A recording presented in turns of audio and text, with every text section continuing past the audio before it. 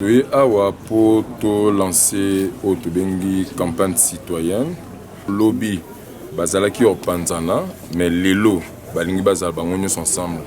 Ndenge boti komona esangisi ba jeunes nyonso ba mouvement citoyen, il y a ba association de jeunes, ba ancien président ba étudiants en fonction au bazal lelo et puis na ba jeunes entrepreneurs mingi to sangani awa pona global liloba moko.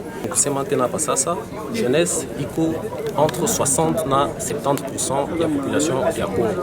Na iko bukonvu tuko na combat na leo aiko ya jeunesse seulement prise comme un groupe précis de gens, mais iko njou ya Congo entier.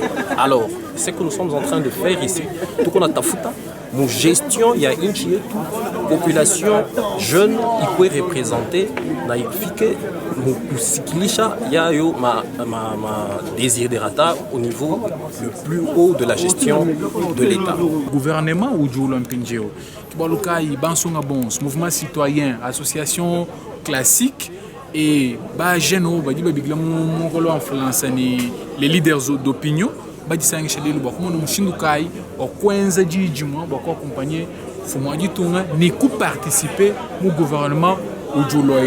Au dit qu'il y a des charges, il y a des recommandations de Bansonga Benza. Je pense que nous devons tout déposer du président de la République pour mettre en exergue ma recommandation à Bansonga Bonsou, mon association, mouvement citoyen et les leaders. Il faut comprendre que nous Mboka a cette fois-ci impliqué les jeunes dans la gestion et la chose publique. Il fallait qu'il toquende dans des ordres. Il fallait qu'il bisognon soto sangana tozala neti mwana ya tata moko na ya mama moko. Na cible tozanango c'est pour que to salisa pe mboka na biso ekende liboso parce que il faut totia tribalisme pembeni kimoyibi pembeni. Ba jeune o bazana moralité o babengi na français probité morale.